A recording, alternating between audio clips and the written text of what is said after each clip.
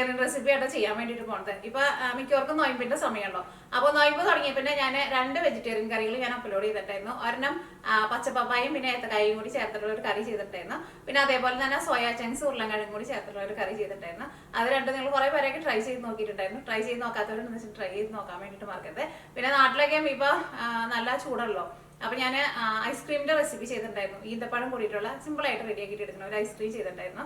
അപ്പൊ അത് കാണാത്തവരുണ്ടെന്ന് വെച്ചിട്ടുണ്ടെങ്കിൽ കണ്ടു നോക്കാം, എന്നിട്ട് റെഡി ആക്കി നോക്കാം. കാരണം അത് ക്രീം ഒന്നുമില്ലാണ്ട് നല്ല ഈസി ആയിട്ട് റെഡി ആക്കിയിട്ട് എടുക്കാൻ വേണ്ടിയിട്ട് പറ്റും. പിന്നെ ലാസ്റ്റ് നമ്മൾ അപ്ലോഡ് ചെയ്തിരുന്ന വീഡിയോ ഗോതമ്പ് പൊടിയും പിന്നെ മുട്ടയും വെജിറ്റബിൾസ് ഒക്കെ മിക്സ് ചെയ്തിട്ട് ഒരു ബ്രേക്ക്ഫാസ്റ്റ് റെസിപ്പി പോലെ ചെയ്തിട്ടുണ്ടായിരുന്നു. അത് നിങ്ങൾ കാണാത്തവരുണ്ടെന്ന് വെച്ചിട്ടുണ്ടെങ്കിൽ കാണാൻ വേണ്ടിയിട്ട് മറക്കരുത്. അപ്പൊ ഇന്നത്തെ നമ്മുടെ റെസിപ്പി പടവലങ്ങയും പിന്നെ കടലപ്പരിപ്പും ഇത് രണ്ടും കൂടി ചേർത്തിട്ടുള്ള തോരനാണ് റെഡി ആക്കിയിട്ട് എടുക്കുന്നത്. സാധാരണ നമ്മുടെ നാട്ടിലേക്കും വെജിറ്റേറിയൻ ഊണ് കഴിക്കുമ്പോൾ ഇതേപോലത്തെ ഒരു തോരൻ ഉണ്ടാവും. കടലപ്പരിപ്പ് ഏതെങ്കിലും വെജിറ്റബിൾസിൽ മിക്സ് ചെയ്തിട്ട്, ഈ പടവലങ്ങ തന്നെ വേണം നിർബന്ധമില്ല കേട്ടോ, നമുക്ക് ഇഷ്ടമുള്ള വെജിറ്റബിൾസിൽ മിക്സ് ചെയ്തിട്ട് ഇതേപോലെ തോരൻ പോലെ ഉണ്ടാക്കാം. ഈ കടലപ്പരിപ്പ് നമ്മളിങ്ങനെ ഒട്ടും വെന്ത് ഉടഞ്ഞു പോകാണ്ടെടുക്കണം. അപ്പോൾ നല്ല ടേസ്റ്റാണ് തോരൻ കഴിക്കാൻ വേണ്ടിയിട്ട്. അപ്പോൾ നിങ്ങൾ ട്രൈ ചെയ്ത് നോക്കാം. ട്രൈ ചെയ്ത് നോക്കിയിട്ട് ഫീഡ്ബാക്ക് പറയാൻ വേണ്ടിയിട്ട് മറക്കരുത്. പിന്നെ വീഡിയോ ഇഷ്ടമാണെന്ന് വെച്ചിട്ടുണ്ടെങ്കിൽ നിങ്ങളുടെ ഫ്രണ്ട്സിനും ഷെയർ ചെയ്യാൻ വേണ്ടിയിട്ട് മറക്കരുത്. അപ്പോൾ നമുക്ക് ഒട്ടും സമയം കളയാൻ തന്നെ നമ്മുടെ തോരൻ റെഡി ആക്കിയിട്ട് എടുക്കാം.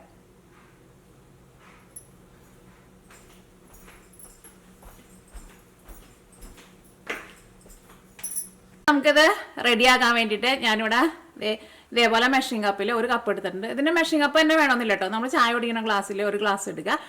അപ്പോൾ ഇത് നമ്മൾ സാമ്പാർ വയ്ക്കുന്ന പരിപ്പല്ല കേട്ടോ, ഇതിന് ചെനാദാൽ എന്ന് പറയും, അല്ലെങ്കിൽ കടലപ്പരിപ്പ് എന്നൊക്കെ പറയും. അപ്പോൾ അറിയാത്തവരുണ്ടെന്ന് വെച്ചിട്ടുണ്ടെങ്കിൽ കടയിൽ പോയിട്ട് ചോദിച്ചാൽ മതി. ഇത് സാധാരണ മറ്റേ സാമ്പാർ വയ്ക്കുന്ന പരിപ്പ് കുറച്ചും കൂടി കനം കുറഞ്ഞിട്ട് കുറച്ചും കൂടി ഫ്ലാറ്റ് ആയിട്ടിരിക്കും. ഇത് കുറച്ചും കൂടി ഇങ്ങനെ ഒരു ഉണ്ടുമണിയായിട്ടിരിക്കും. അപ്പോൾ ഇത് ഞാൻ ഫസ്റ്റ് ഒന്ന് കഴുകിയിട്ട് എടുക്കട്ടെ. അപ്പോൾ നന്നായിട്ട് കഴുകിയെടുത്തിട്ടുണ്ട്. ഇത് വേവിക്കാൻ വേണ്ടിയിട്ട് കുക്കറിലേക്ക് ഇടുക. ഇത് നമ്മൾ വേവിച്ചിട്ട് എടുക്കുമ്പോൾ പ്രത്യേകം നിങ്ങൾ ശ്രദ്ധിക്കുക, വെന്തും ഉടഞ്ഞു പോയത്. അപ്പോൾ ഈ വെള്ളം ചേർക്കാണ്. ഒരു ഗ്ലാസ് വെള്ളം വേണ്ട കേട്ടോ. അപ്പോൾ ഇതിലേക്ക് ഞാനിവിടെ ഒരു 3/4 ഗ്ലാസ് വെള്ളമാണ് ചേർത്തത്. അത്രയ്ക്ക് വെള്ളം മതിയാവും. ഇനി നമുക്ക് തീ ഓണാക്കാം. ഇനി ഞാനിവിടെ കുക്കർ അടയ്ക്കാൻ വേണ്ടിയിട്ട് പോവാണ്. ഈ കുക്കറിൻ്റെ ഉള്ളിൽ നിന്ന് 2 വിസിൽ വന്നു കഴിയുമ്പോൾ നമുക്ക് തീ ഓഫ് ചെയ്യാം. കൂടുതൽ വിസിൽ അടുപ്പിക്കരുത് കേട്ടോ. കൂടുതൽ വിസിൽ അടിച്ചിട്ടുണ്ടെന്ന് വെച്ചിട്ടുണ്ടെങ്കിൽ നമ്മുടെ പരിപ്പ് വെന്ത് കുഴഞ്ഞു പോകും. നമുക്ക് വെന്ത് കുഴയാണ്ട് കിട്ടണം. അപ്പോൾ കുക്കറിൻ്റെ ഉള്ളിൽ നിന്ന് 2 വിസിൽ വന്നു കഴിയുമ്പോൾ നമ്മൾ തീ ഓഫ് ചെയ്തിട്ടുണ്ടായിരുന്നു. അപ്പോൾ അതായത് നമ്മുടെ പരിപ്പ് ഒട്ടും വെന്ത് ഉടഞ്ഞു പോയിട്ടില്ല കേട്ടോ. ഇതേപോലെ ഇരിക്കണം, ചൂടുണ്ട്, എന്നാലും വെന്തിട്ടുണ്ട്. വെന്ത് അങ്ങോട്ട് ഉടയരുത്. വെള്ളമൊക്കെ വറ്റി നല്ല കറക്റ്റ് പാകമായിട്ട് വന്നിട്ടുണ്ട്. നിങ്ങളങ്ങനെ ഒഴിക്കുമ്പോൾ വെള്ളം അങ്ങനെ കുറച്ച് കൂടി അങ്ങനെ പോയിട്ടുണ്ടെന്ന് വെച്ചിട്ടുണ്ടെങ്കിൽ നിങ്ങൾ തുറന്ന് വെച്ചിട്ട് വെള്ളം വറ്റിച്ചിട്ട് എടുക്കണം കേട്ടോ. അപ്പോൾ ഈ നമുക്ക് തേങ്ങ ചരണ്ടിയിട്ട് എടുക്കണം. അപ്പോൾ ഞാൻ ഇതിനു മുമ്പ് പല വീഡിയോയിൽ ഞാൻ പറഞ്ഞിട്ടുണ്ട്, നമ്മൾ കടയിലൊക്കെ പോയിട്ട് മിക്കവരും തേങ്ങ വാങ്ങുമ്പോൾ മിക്കവരും പറയുന്ന പരാതിയാണ് തേങ്ങ എപ്പോൾ വാങ്ങിച്ചാലും കേടുവരുമെന്ന്.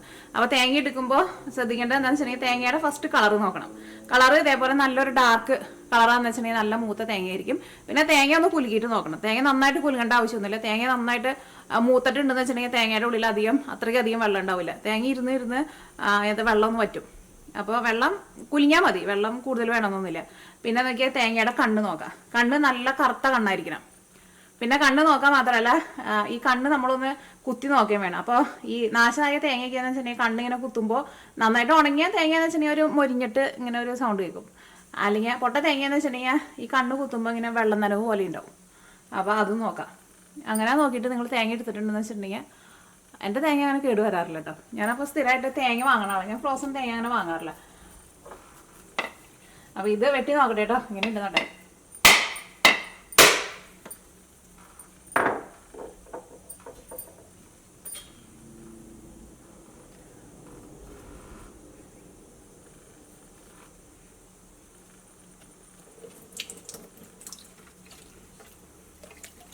എൻ്റെ പപ്പയ്ക്ക് കൊപ്രയുടെ ബിസിനസ് ആയിരുന്നു.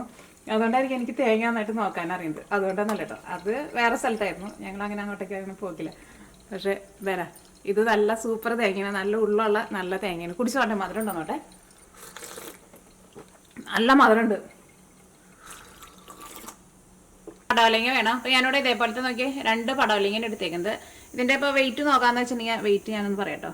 എൻ്റെ അടുത്ത് ഇതേപോലെ ഇങ്ങനെ വെയിറ്റ് നോക്കുന്ന ചെറിയ സ്കെയിലുണ്ട്. ഞാൻ സാധാരണ ഞാൻ നോക്കിയിട്ടാണ് ഇപ്പോൾ നിങ്ങളുടെ അടുത്ത് വെയിറ്റ് പറയാറ്. ഇതിപ്പോൾ 475 ഗ്രാം ഉണ്ട്. അപ്പോൾ ഏകദേശം ഒരു 1/2 കിലോ എടുക്കുക.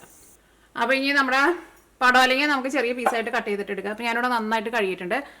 ചിലർ ഈ പടവലങ്ങയുടെ ഈ പുറത്ത് ഈ പച്ച കളറുണ്ടല്ലോ ഇതിങ്ങനെ നന്നായിട്ട് ഇങ്ങനെ ചുരണ്ടി കളയും. ഞാൻ സാധാരണ അങ്ങനെ കളയാറില്ല. അങ്ങനെ കളയണവർക്ക് കളയുന്നത് കൊണ്ട് കുഴപ്പമില്ല. കളഞ്ഞില്ലെങ്കിൽ കുഴപ്പമൊന്നുമില്ല. അതിന് പ്രത്യേകിച്ച് അതിനൊരു ടേസ്റ്റ് വ്യത്യാസമൊന്നും ഉണ്ടാവില്ല. ഇപ്പോൾ മരുന്നൊക്കെ അടിക്കണുണ്ടെന്ന് വെച്ചിട്ടുണ്ടെങ്കിൽ നിങ്ങളത് ചിരണ്ടി ഇതേപോലെ ഇങ്ങനെ ചിരണ്ടി കളയും. ചിലർ നന്നായി ഭയങ്കരമായിട്ട് ചിരണ്ടി കളയും. പക്ഷെ ഞാൻ സാധാരണ അങ്ങനെ ചെയ്യാറില്ല. അപ്പോൾ നിങ്ങൾക്ക് വേണമെന്ന് വെച്ചിട്ടുണ്ടെങ്കിൽ നിങ്ങൾ അങ്ങനെ ചെയ്തോട്ടെ. പിന്നെ ചില സമയത്ത് അങ്ങനെ നമ്മൾ പടവലങ്ങ വാങ്ങുമ്പോൾ നല്ല കയ്പ്പ് രസം ഉണ്ടാവും. അപ്പോൾ നിങ്ങൾ കറി വയ്ക്കാൻ പോണതിന് മുമ്പ് ഒരു കഷ്ണം ഒന്നാക്കത്തും പതുക്കും തൊട്ട് നോക്കിക്കോട്ടോ. പക്ഷേ എനിക്ക് ഒരു പ്രാവശ്യം അങ്ങനെ ഉണ്ടായിട്ടുള്ളൂ കേട്ടോ. ഒരു പ്രാവശ്യം ഞാനിങ്ങനെ കടയിൽ നിന്ന് വാങ്ങിച്ചുകൊണ്ടുവന്നു. പക്ഷെ അന്നൊന്നും ഞാൻ അങ്ങനെ കയ്പ്പൊന്നും ഉണ്ടോ എന്ന് നോക്കിയൊന്നുമില്ല. കറിയാണ് വെച്ച് കഴിഞ്ഞിട്ട് ഭയങ്കര കയ്പ്പ് രസം.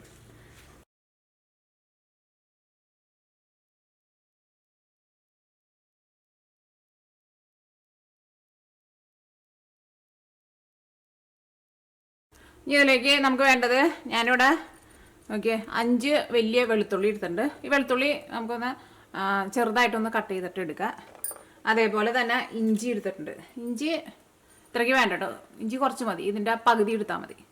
ഇഞ്ചിയും വെളുത്തുള്ളിയും പിന്നെ ഇത് സബോള ഒരു വലിയ സബോള എടുത്തിട്ടുണ്ട്. ഇത് 3 നല്ല പൊടിയായിട്ട് കട്ട് ചെയ്തിട്ട് എടുക്കുക. സബോളയ്ക്ക് പകരം നിങ്ങളുടെ അടുത്ത് ചെറിയ ഉള്ളി ഉണ്ടെന്ന് വെച്ചിട്ടുണ്ടെങ്കിൽ ചെറിയ ഉള്ളി എടുക്കുക കേട്ടോ.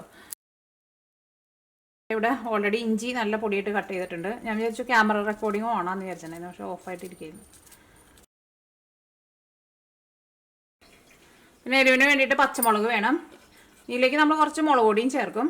അപ്പോൾ ഞാനിവിടെ ഇതേപോലത്തെ 4 ചെറിയ പച്ചമുളകാണ് എടുത്തത്. അല്ലെങ്കിൽ പച്ചമുളക് നിങ്ങളുടെ എരിവിനനുസരിച്ചിട്ട് ചേർക്കും. ഇനി അതിലേക്ക് കറിവേപ്പിലയും വേണം. ഈ പ്രാവശ്യം കിട്ടിയേക്കണ വേപ്പിൻ്റെ എല്ലാം നോക്കിയാൽ ഭയങ്കര വലിയ ഇലയാണ്. ഒരു ഇലയുടെ വലിപ്പം കണ്ടില്ലേ.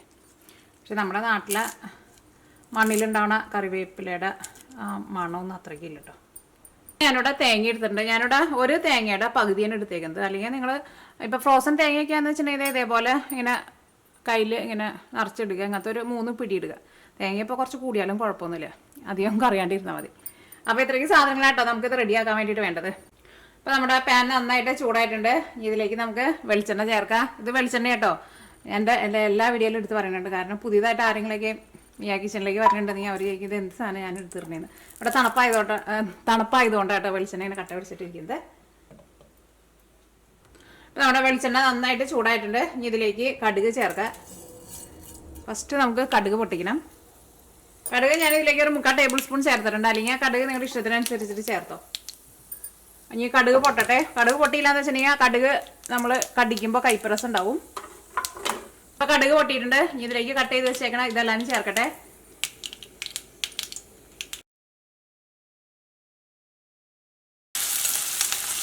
അപ്പോൾ സവോളയ്ക്ക് നന്നായിട്ട് വളർന്നിട്ടുണ്ട്. സവോളയ്ക്ക് നല്ല സോഫ്റ്റ് ആയിട്ട് വന്നിട്ടുണ്ട്.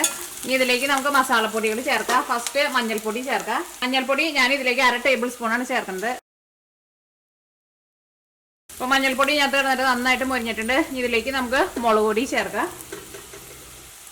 മുളക് പൊടി ഞാൻ ഇതിലേക്ക് 1/2 ടേബിൾ സ്പൂണാണ് ചേർക്കുന്നത്. അല്ലെങ്കിൽ നിങ്ങൾക്ക് ഇപ്പോൾ എരിവ് കൂടുതൽ വേണമെന്ന് വെച്ചിട്ടുണ്ടെങ്കിൽ നിങ്ങൾക്ക് അതനുസരിച്ചിട്ട് മുളക് പൊടി കൂടുതൽ ചേർക്കാം. പക്ഷേ മുളക് പൊടി ഇത്രയ്ക്ക് ചേർത്താൽ മതി. പച്ചമുളക് കൂടുതൽ ചേർത്താൽ മതി. അതായിരിക്കും ടേസ്റ്റ് ഉണ്ടാവുക. ഇനി മുളക് പൊടിയും ഞാത്ത് കിടന്നിട്ട് നന്നായിട്ട് മുരിക്കട്ടെ.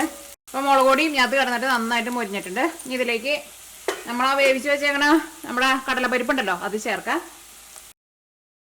ഇതെല്ലാം കൂടിയിട്ട് നന്നായിട്ടൊന്ന് മിക്സ് ചെയ്തിട്ട് ഞാൻ പടവലങ്ങയും കടലപ്പരിപ്പും രണ്ടും കൂടിയിട്ട് ഒരുമിച്ചിട്ട് കേട്ടോ ചേർക്കണത്. അല്ലെങ്കിൽ പിന്നെ രണ്ടും സെപ്പറേറ്റ് ആയിട്ട് ചേർത്തിട്ടുണ്ടെന്ന് വെച്ചിട്ടുണ്ടെങ്കിൽ നമ്മുടെ ഈ കടലപ്പരിപ്പിൻ്റെ ഉള്ളിലേക്ക് പിന്നെ ഈ മസാലയൊന്നും പിടിക്കില്ല.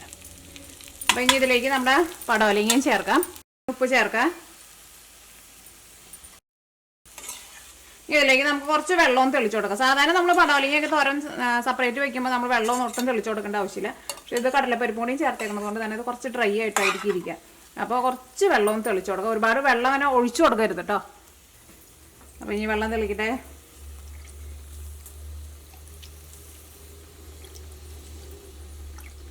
അത്രയ്ക്ക് മതി. ഇനി ഞാനിവിടെ മീഡിയം ഫ്ലെയിമിൽ മൂടി വയ്ക്കുകയാണ്. തീ ഒരുപാട് കൂട്ടി വയ്ക്കരുത്. പ്രത്യേകം ശ്രദ്ധിക്കുക. ഇടയ്ക്കൊന്ന് ഇളക്കിയിട്ട് കൊടുക്കണം. അപ്പോൾ ഞാനിവിടെ ഒരു 5 മിനിറ്റ് മീഡിയം ഫ്ലെയിമിൽ മൂടി വെച്ചിട്ടുണ്ടായിരുന്നു. നോക്കി ഇപ്പോൾ ഞാൻ എന്നിട്ട് ആവിക്ക് വന്നിട്ടുണ്ട്.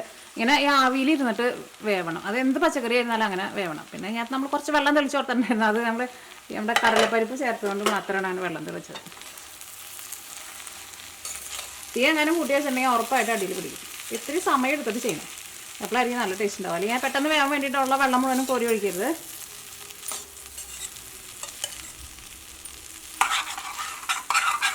ഇതൊരു പകുതി വേവായിട്ടുണ്ട്. ഇനി ഇതിലേക്ക് നമുക്ക് തേങ്ങ ചേർക്കാം. ഇനി ഞാനിവിടെ ഒന്ന് തുറന്നു നോക്കട്ടെ. ഇത് നമ്മൾ എപ്പോഴും ഇങ്ങനെ തുറന്നു നോക്കരുത് കേട്ടോ. കാരണം എപ്പോഴും തുറന്നു നോക്കിയിട്ടുണ്ടെന്ന് വെച്ചിട്ടുണ്ടെങ്കിൽ ഈ സ്റ്റീം ഉണ്ടല്ലോ, ഇതിനകത്ത് പറഞ്ഞ സ്റ്റീമൊക്കെ നമുക്കിങ്ങനെ ഇതിൻ്റെ ഉള്ളിലേക്ക് കിട്ടില്ല. നല്ല ടേസ്റ്റ് ഉണ്ട്. നമ്മൾ സാധാരണ പടവലങ്ങ വെറുതെ തന്നെ വെക്കണ പോലെയല്ല കേട്ടോ. അല്ലെങ്കിൽ നമ്മൾ പടവലങ്ങ കറി വെക്കണ പോലെയല്ല. നിങ്ങൾ ഇതേപോലെ ട്രൈ ചെയ്ത് നോക്കാം. ഉറപ്പായിട്ട് നിങ്ങൾക്ക് എല്ലാവർക്കും നല്ല ഇഷ്ടം. ഇപ്പോൾ നോയിമ്പൻ്റെ സമയമൊക്കെയാണല്ലോ. അപ്പോൾ ട്രൈ ചെയ്ത് നോക്കാൻ വേണ്ടിയിട്ട് മറക്കരുത്. ട്രൈ ചെയ്ത് നോക്കിയിട്ട് ഫീഡ്ബാക്ക് പറയാനും മറക്കരുത്.